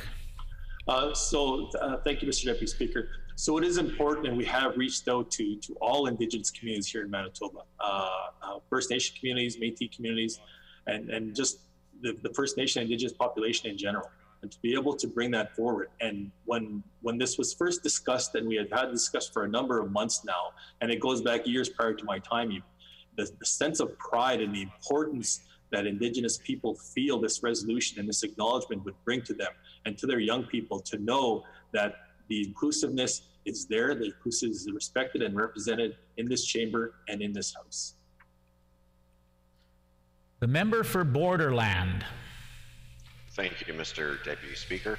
Land acknowledgements have become common in public gatherings and spaces before an event. I'm wondering if the member opposite could share how these public land acknowledgements have advanced reconciliation in Manitoba. The member for Kiiwetinoong. Thank you, Mr. Deputy Speaker, and I thank the member for the question. Being able to bring a land acknowledgement brings a sense of respect and inclusiveness, and it begins that dialogue with Indigenous communities, whether it be a corporation, whether it be a municipality, or whether it be a provincial or federal government department or body. It brings that discussion, and it begins that discussion towards a land acknowledgement. Because I'm sure if you've heard a land acknowledgement at various events, you've had somebody ask questions about exactly what that means. Why does it include this group? Why does it include Treaty 1? Why does it include Ojibwe, Oji, Cree, Métis people? So it begins that dialogue, and the dialogue is truly what begins the path to reconciliation. The member for St. John's. Miigwech, Assistant Deputy Speaker. Would the member be so kind as to share with the House how he feels that the PC government, the Premier and his cabinet, could begin to repair their broken relationship with Indigenous peoples in Manitoba? The member for Kiiwetinoong. Straight out, first answer, pass this resolution today. That's absolutely the one way to be able to begin that pass and repair that relationship, because it is a damaged relationship. The member for Kiiwetinoong, continue. It is a damaged relationship, Mr. Deputy Speaker, and it's something that this resolution hopes to help mend. And it's a path in the right direction. It's also a path to reconciliation. So I believe if this government was to pass this resolution today, this vastly improves, and it's an absolute step in the right direction.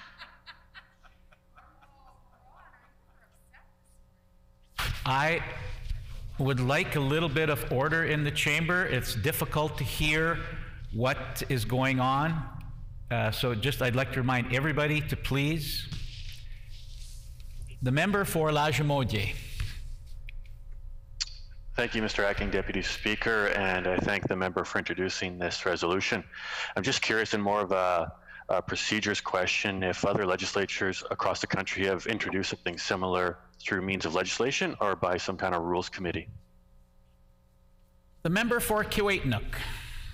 As I mentioned earlier, Mr. Deputy Speaker, I can't speak to other jurisdictions and other legislatures and what they're attempting to do or at what stage they may be at. But I know with the increased Indigenous representations in various areas, it's greatly improving, and this discussion is happening over and over again.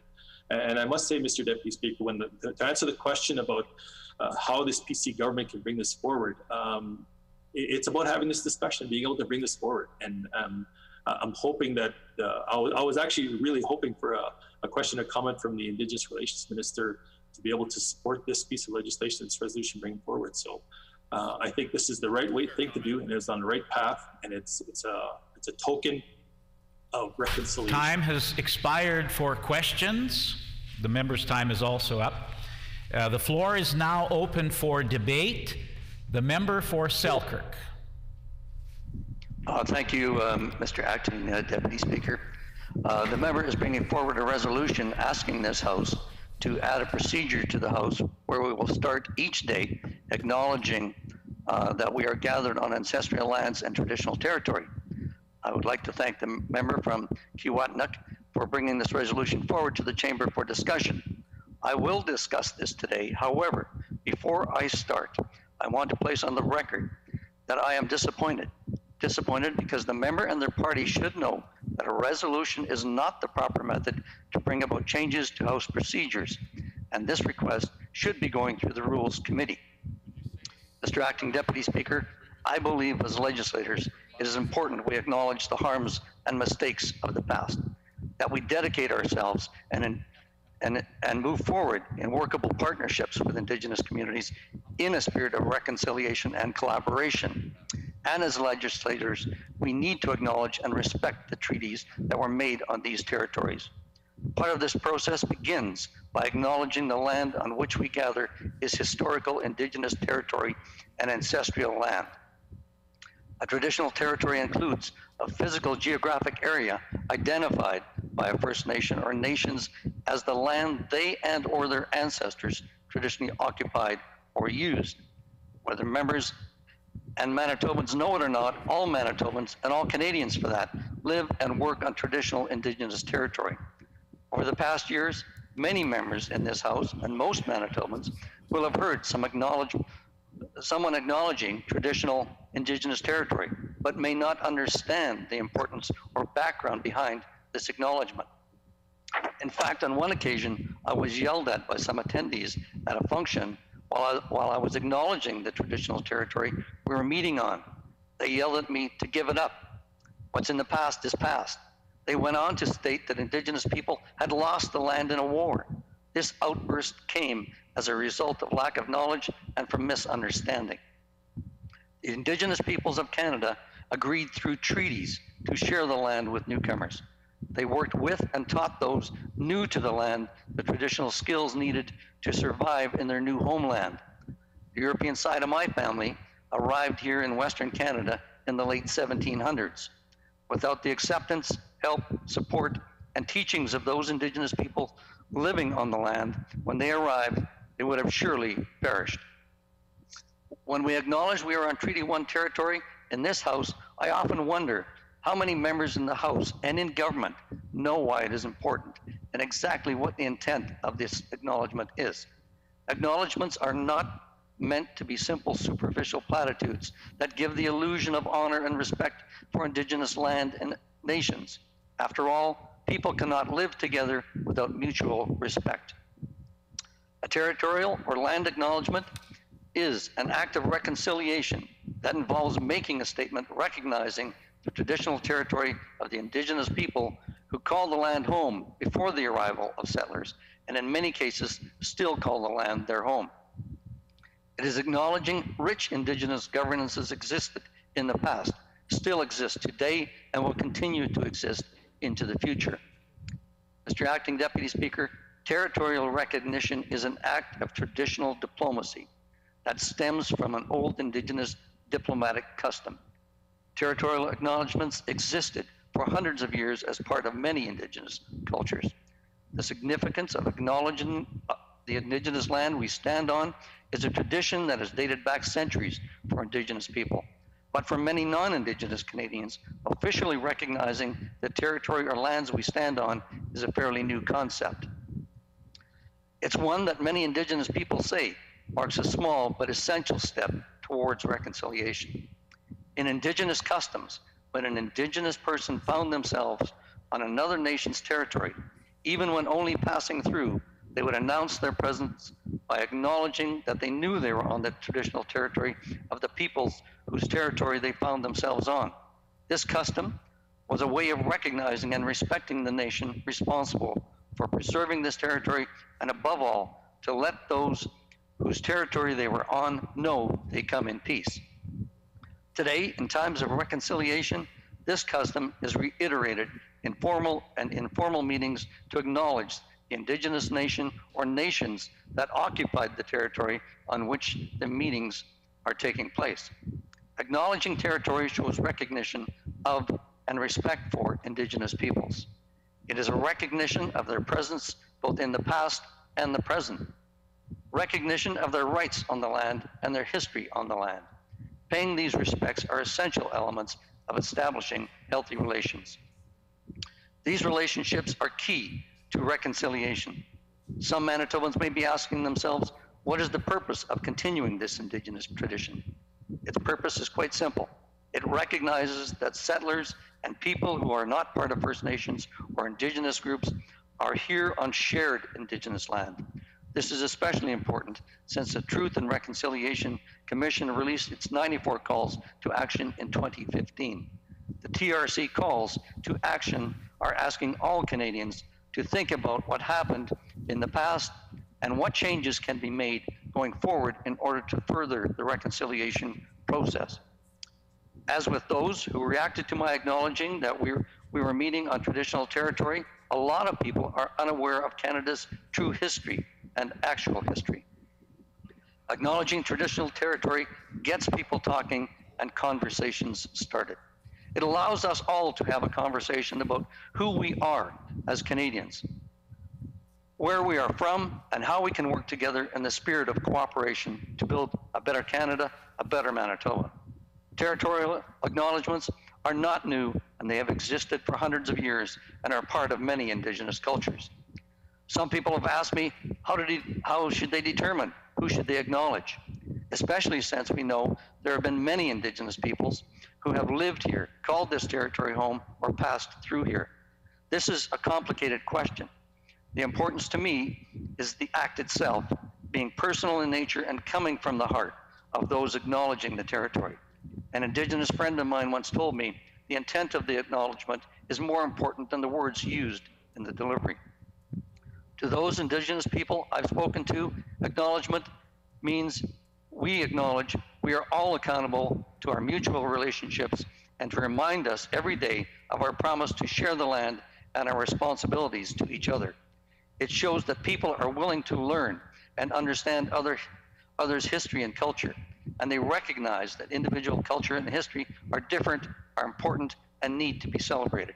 For non-Indigenous individuals, this is the beginning of a learning process. For those wanting to take steps to reconciliation, The acknowledgement should lead to more questions about who the people listed in the acknowledgement are and how their land came to be possessed by settlers.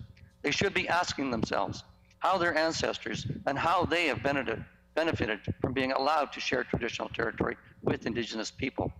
Mr. Acting Deputy Speaker, this is important for our children to be taught the correct history of the province and our country. It is important that they are taught about Indigenous traditions and history such as territorial acknowledgement and the meaning and intent of treaties made in Canada.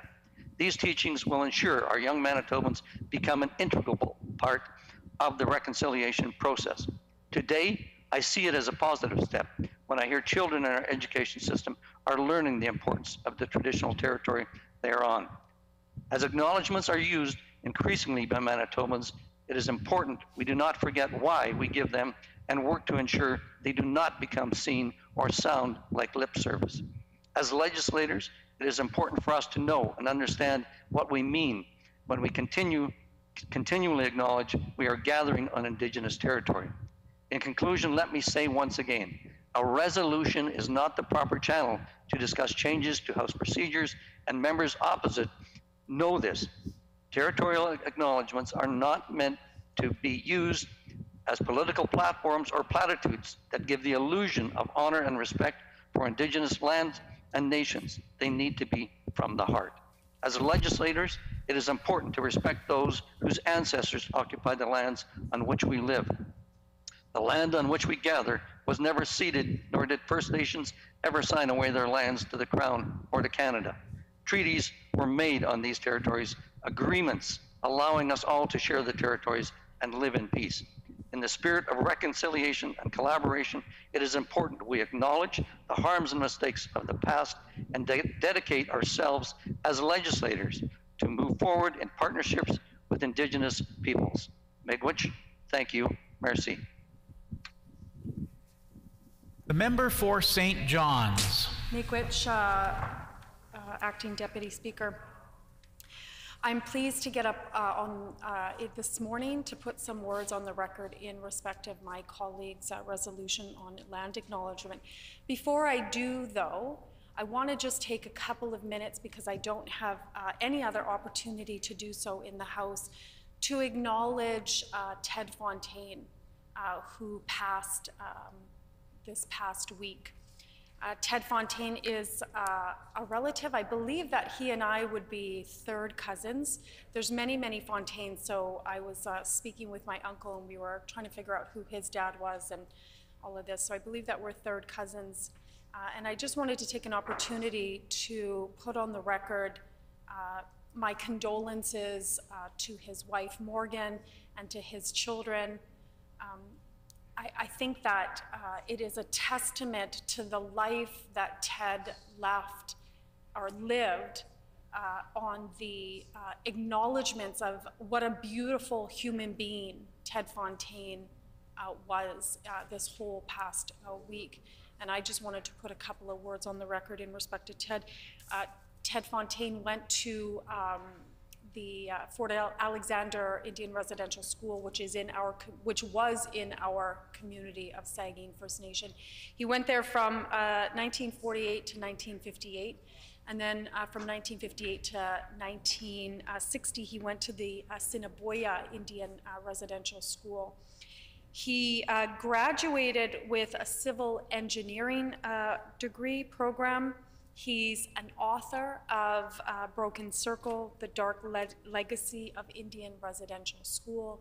He was once the chief of our First Nation community from 1979 to 1981. He was staunchly proud of being Indigenous. He was staunchly proud of our Indigenous languages and tried to highlight our Indigenous languages. Every opportunity that he could, he highlighted and honored our culture and our traditions and the beauty in our peoples. He did that no matter where he went, consistently for so many years. What I want to share about Ted is, if you had the opportunity to know him, he made you feel so valued and so worthy and so loved.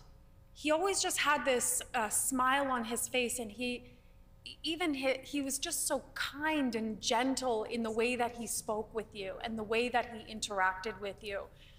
And as most folks know, I don't have a relationship with my father. And, you know, even the few times that I had an opportunity to spend some time with him, he immediately, he felt like a father figure. And so I will always cherish that and honor that. And I just wanted to take a quick moment. Several years back here in the House, he sat in the chamber up there when we were debating the bill for Orange Shirt Day by our leader of the NDP who brought that forward. And he presented to the standing committee, and I want to just quickly share the words that he put on the record that day. And I quote, "I remember my first year in residential school. I was locked up, incarcerated for 10 months straight, without ever seeing my home. 7 years old, I was not yet 8 years old, and I went home for the holiday, the first holiday I experienced. And you know what happened after my first 10 months? I hated my mom and dad. After coming in from my first stage in life,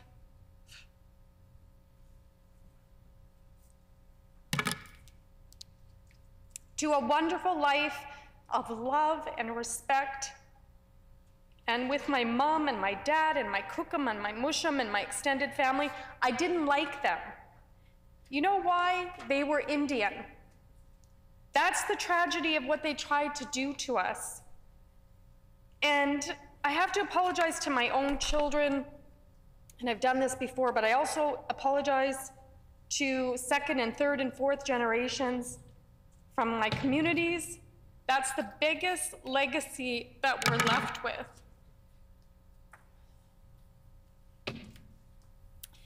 And the cycle went on for another 12 years. And you can imagine from my time sitting on the shores of the Great Slave Lake, contemplating walking through that sand, and there was pebbles, and not coming back from that walk. Sorry. You know, he was such an extraordinary human being. He was raw and truthful and blunt about the history of residential schools and what our children went through when they were torn apart from our families and our communities. And despite all of that, he had so much love for everybody. He is the quintessential example of how good Indigenous people are, and how forgiving and how generous our people are. And I'm proud to be able to say that in some small way that I was able to spend some time with him. And so again, my condolences to his family, to our community, and to the extended Fontaine family. Know that we on this side of the House honor your father and your grandfather today. I just want to go back in the context of this conversation this morning on land acknowledgements, and why a land acknowledgement when we start our day in this chamber legislating, pursuing legislation in the name of all Manitobans. You know, land acknowledgement in this space on Treaty 1 territory, on our territories, is so important because of and in honor of folks like Ted Fontaine, in honor of all of our children that went to residential schools, in honor of all of our children who never made it back from residential schools, in honor of all of our children who were scooped up in the 60s scoop, in the 70s and in the 80s, in honor of all of our children who are stolen from their families even today in the CFS system.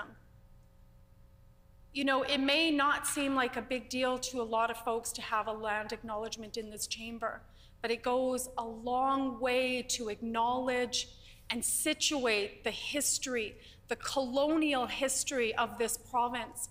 And it goes a long way to situate us on a path to reconciliation. And a land acknowledgement is actually just a small step in this huge path to reconciliation. And I know that the member for Selkirk said that this wasn't the procedure, this wasn't the way, but in fact, I disabuse him of that. In fact, we started this conversation back in 2018 with conversations with the government House Leader and with the Speaker.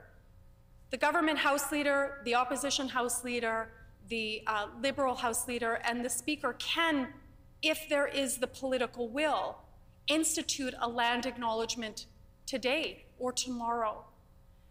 But what it requires is that political will. What it requires is that we come to this space in an equitable way where all of our histories and cultures are acknowledged. And the basic thing that we can do today is to start with a land acknowledgement. And so it's important to put that on the record that when we do that, when we acknowledge the land, when we acknowledge the ancestral territory, we are intrinsically acknowledging those histories.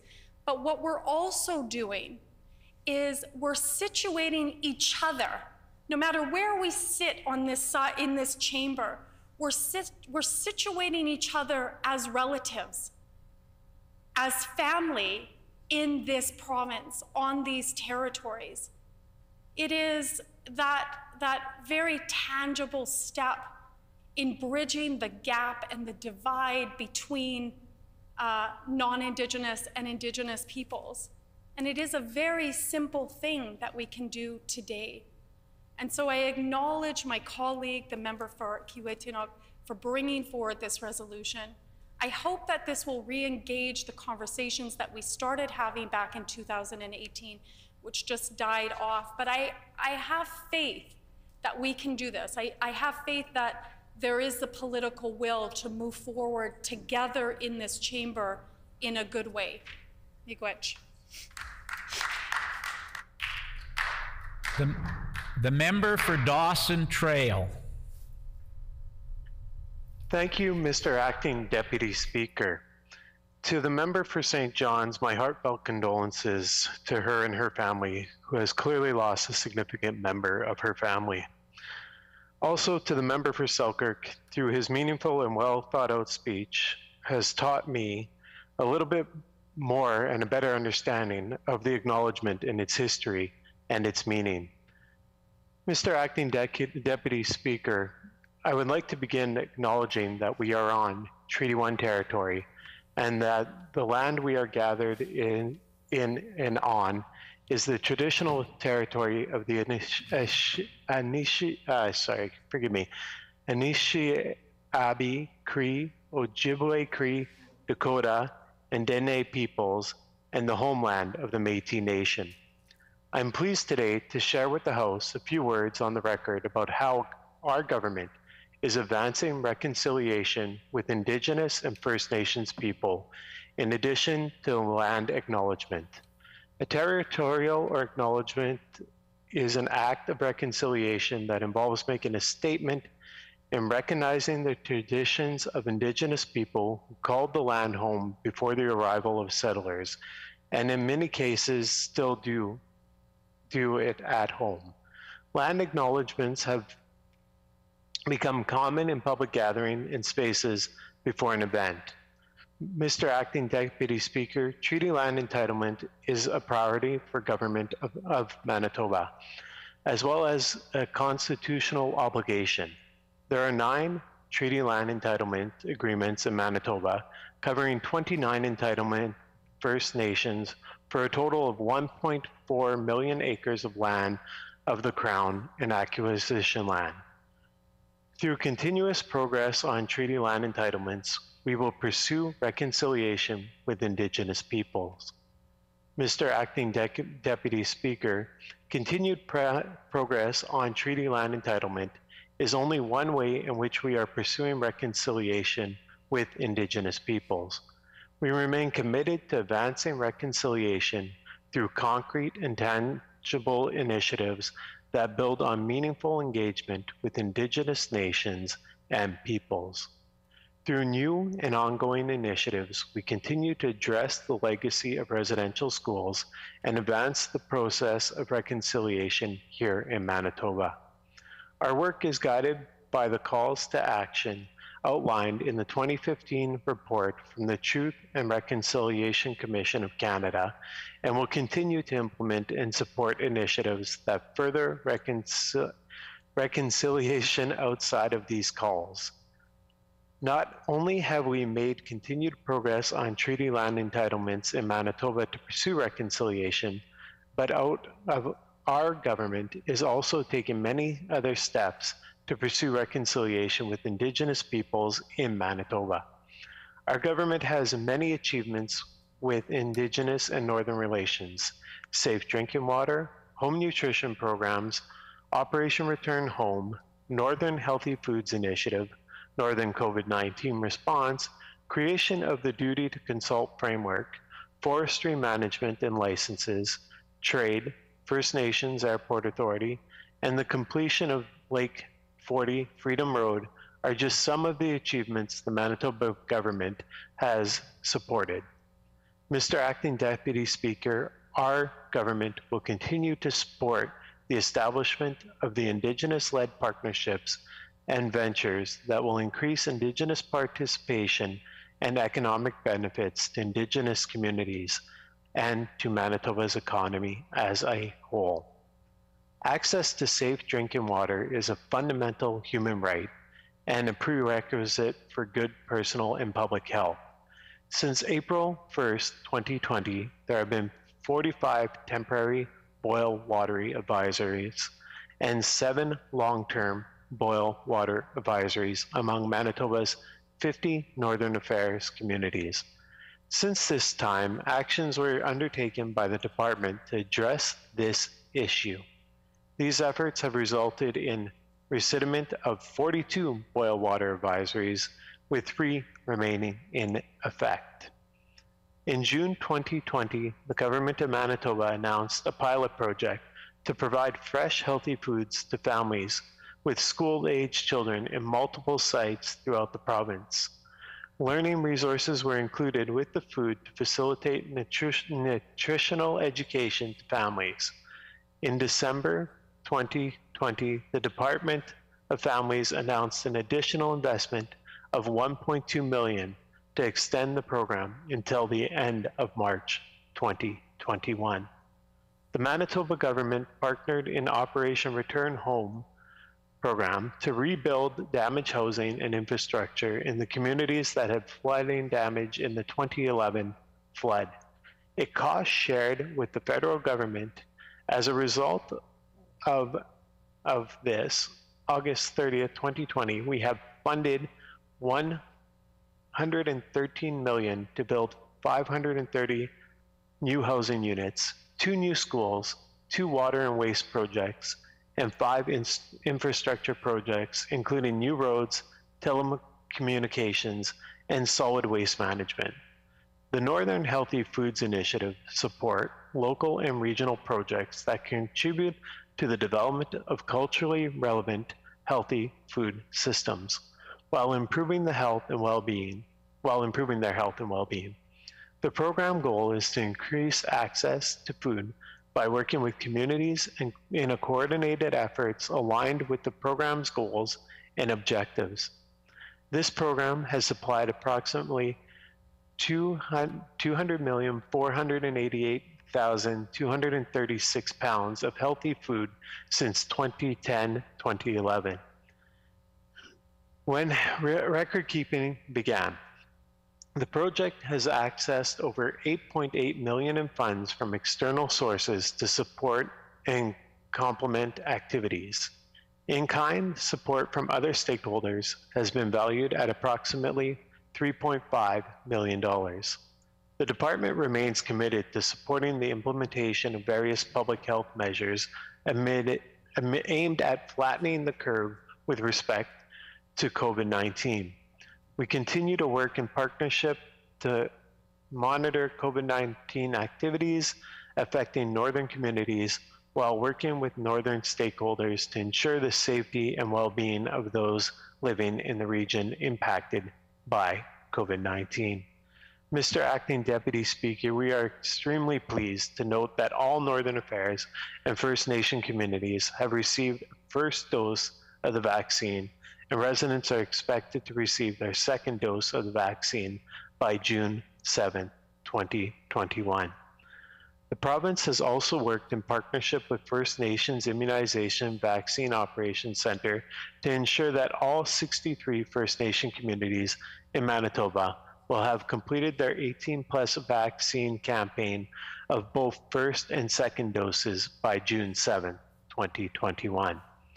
Manitoba has now administered over 43,388 COVID-19 vaccinations to First Nations people on reserve, and to date, 5,293 doses have been administered through Manitoba's urban Indigenous vaccine clinics.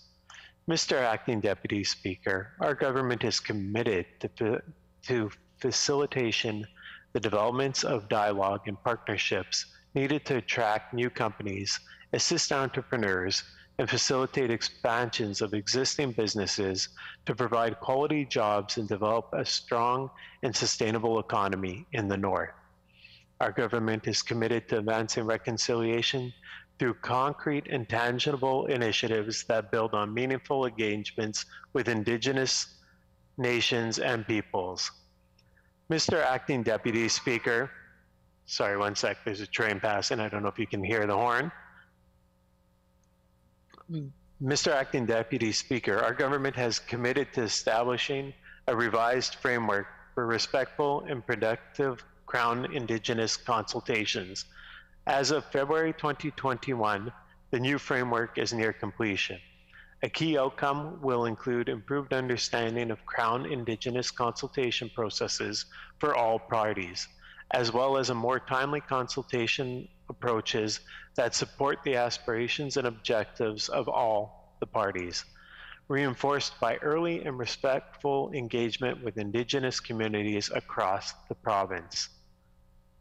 There are significant numbers of communities that are underserved by high-speed, competitive, and reliable telecommunications. The member's time has expired.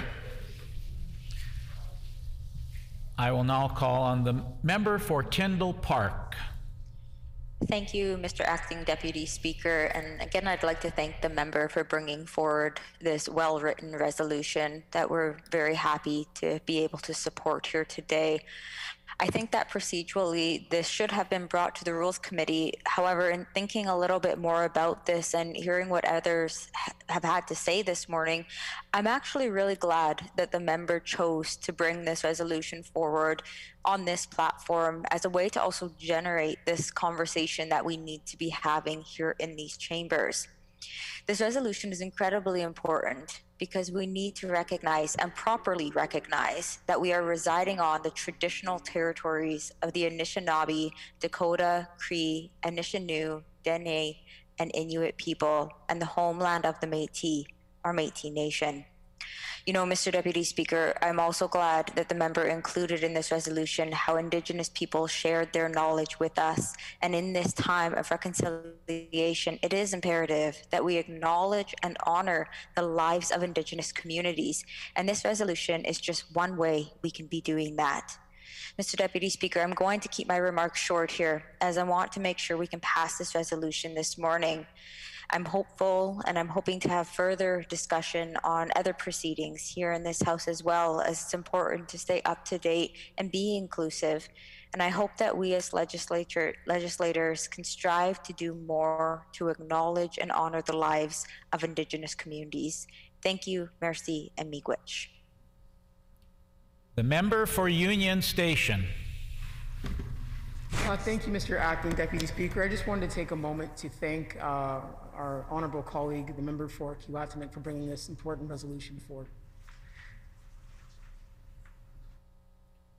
The member for Borderland. Thank you, Mr. Acting Deputy Speaker. And I want to thank the member for Kiiwetinoong for his passion and for his words in the debate today, as well as member for Selkirk and Dawson Trail for their contributions to our caucus and for their perspectives and for sharing a little bit more about the impact of the land acknowledgement and what it means to Indigenous peoples and to furthering the process of reconciliation in our province and across our country. And so I appreciate very much the debate, and I feel I've learned some. And of course, I'm someone with a Mennonite background, and my forebears came here from Russia, fleeing persecution as they often did. But they came here in 1874, and I think the relationship between Mennonites in southern Manitoba, between Mennonites and the Métis and Indigenous people who were here before we came here is something I think that should be explored further. And so I've been very pleased in my constituency to see, for instance, Borderland School Division with include the treaty land acknowledgement in their at all their events and in their ceremonies and things like that. So it's been helpful, I think, for people in my area as well to understand and explore this this history further and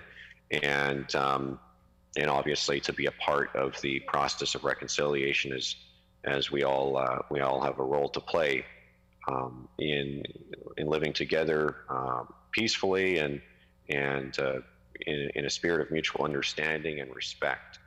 And so I do think, however, as the member for Selkirk outlined as well, I share his concern that there is a well laid out process in the legislature, rules and procedures, and there's an opportunity for House leaders to get together, and so I think that's the appropriate way to do this, and so I just encourage that process to happen. I think it's perhaps better to respect the integrity of that process and those rules and procedures. I think that's the appropriate way to do this. So, but just reflecting a little further on the territorial or land acknowledgements, and what that looks like in places that I represent in my communities, where there's an opportunity, as I said, for us to learn more about this history. Just want to reflect a little bit more on that. So a territorial or land acknowledgement is an act of reconciliation that involves making a statement recognizing the traditional territory of the Indigenous people who called the land home before the arrival of settlers, and in many cases still do call it home. So the general protocol for an event is for the opening speaker of the day to acknowledge the land on which they gather. It's not mandatory for each speaker to then do the same unless the speaker feels particularly compelled to do so. The recommended approach is I would like to begin by acknowledging that we are on Treaty 1 territory and that the land on which we gather is the traditional territory of the Anishinaabe, Cree, Ojibwe, Dakota, and Dene peoples, and the homeland of the Métis Nation. And this is actually the wording that, as I said, Borderland School Division in my constituency has adopted, and which I've used as well in announcements or when I've had the opportunity to MC or to speak at local events, have used this wording as well. So it's important that we get this right, and that we have this at the forefront of our minds as a way of furthering the process of reconciliation. I would like to note there was an important announcement today from our government, and I think it has a positive impact on as we're talking about reconciliation and Indigenous, the Indigenous people, and it relates to, as my colleague for Dawson Trail pointed out, broadband and cellular services in Manitoba. And so the announcement is we're going to be providing broadband and to 30 First Nations communities, which is incredibly important. 125,000 households. When this matter is again before the House, The honorable member for Borderland will have 5 minutes. Member for remaining will have 5 minutes. The hour being 12 p.m., this House is recessed and stands recessed until 1:30 p.m.